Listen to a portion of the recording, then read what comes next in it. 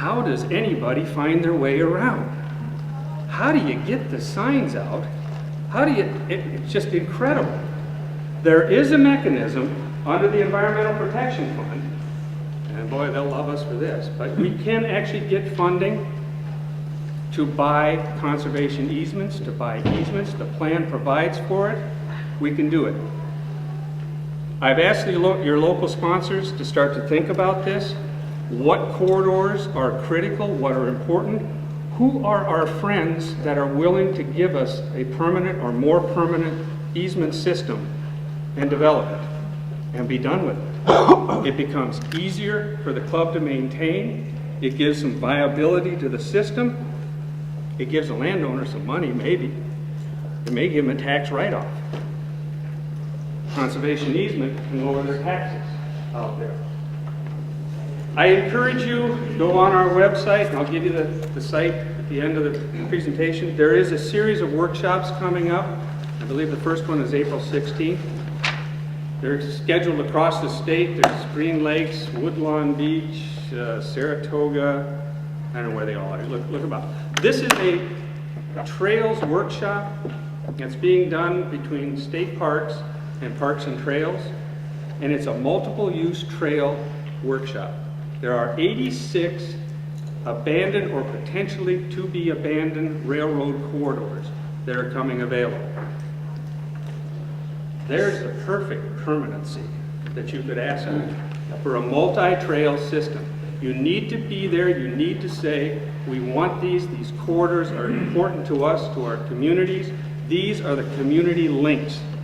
They're already linking communities out there to begin with.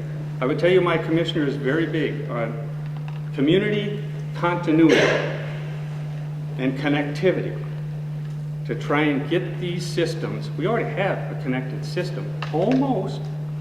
And then there's a reroute. Dadgummit, we lost that one. But I encourage you to go on there, participate in those, make your voice heard, that you want these systems and you want them available. We do have in Central New York, we have a group that somehow got a railroad corridor that's maybe a nightmare for a couple of clubs to use it because they say we have an exclusive use. They may have. Who did that? Phase 2 will come out. We're going to have changes, hopefully speed the process up and make the recording information easier. Prior approvals on phase 1, obviously new trails, and I know you have all heard this because I have said it. I'm very concerned about just adding trails for trail's sake. There needs to be a thought process. There needs to be connections of current corridors that don't connect. There's a need for reroutes. They have to occur. Those are new trails. What is needed with those is the planning documentation to go along to add them. How many of you have filled out a seeker form? Ever? Very few. Do you know the seeker is actually required on a reroute? It's a type 1 action. Just because it's part of a trail system, it's not a type 2 exempt. Your local sponsors, unfortunately, are supposed to do that. They are the lead agency. Parks is an interested party. We do not actually approve. They're pre-approved before they come into us. You have to sell your county, your local sponsor, that this trail is necessary and needs to be developed.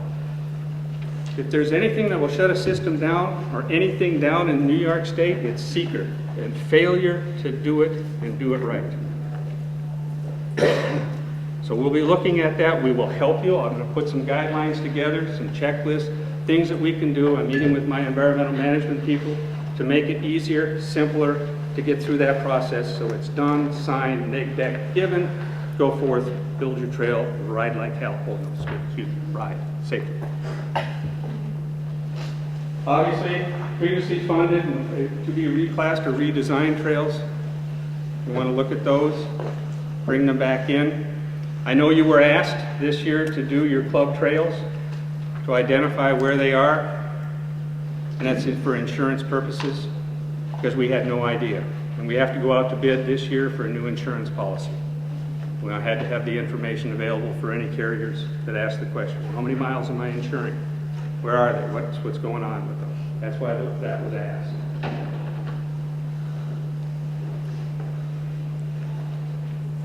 Right now, Jim tells me about 25% of the system has actually been GPSed. And there is ways to do it on a GIS by doing the maps and digital with the ortho photographs. You can lay out and you can pretty much see where the trails are, and you can digitize them and do that way. We definitely want this done. This is going to be a big help to this system. And obviously reopen closed trails. Here's another interesting thing. I learned so much about this program, it scares me that why I even took the job. We are required to have when trails are open and closed. We're supposed to publish that.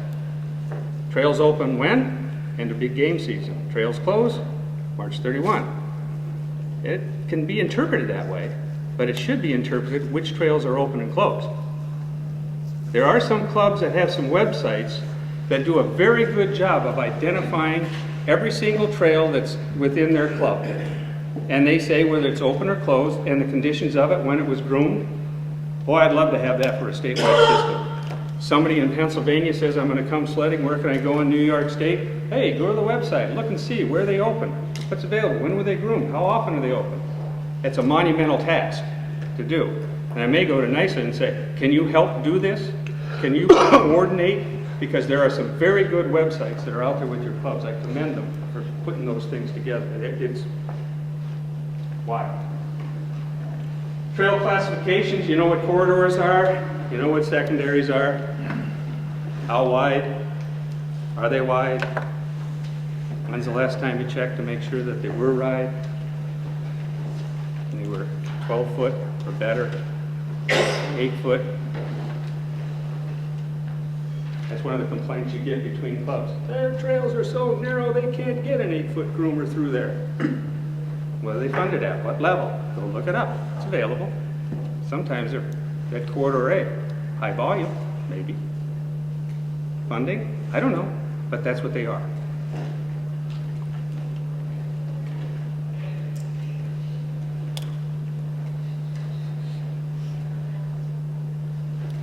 Markings. There will be a question and answer section to follow this. We won't go into it now. I know, it's a huge thing. But here's the way I look at this. How much to mark the trails? There's a little book that we have. It's called the Trail Guideline. I don't know. So you all know what it is, I hope. If you don't. It basically gives you the ability to determine when there's significant changes within your trail system that require signage. It gives you guidance, guidelines. You will never identify every single curve that's on a system. You may as well just put the little wavy snake signs all over the whole system. If there's a significant 90-degree turn or a hairpin that's not going to be anticipated by a rider, it would be nice to give that, but it's an informational sign. Stop signs, stop ahead signs. Pretty good handle on that, because DOT is involved in it. Hazardous conditions, very important to have identified. Hazard marker signs. Pain in the neck on bridges and culverts, I know that. Take a look at them. If it's a significant hazard, put the signs up on it. If you think it's not, think about it when you're riding at night on somebody who doesn't know your trail system. Look at it from that perspective. Look at it from the young kid that's just out there for the first time on his own. We've had some tragic deaths with kids. Horrible.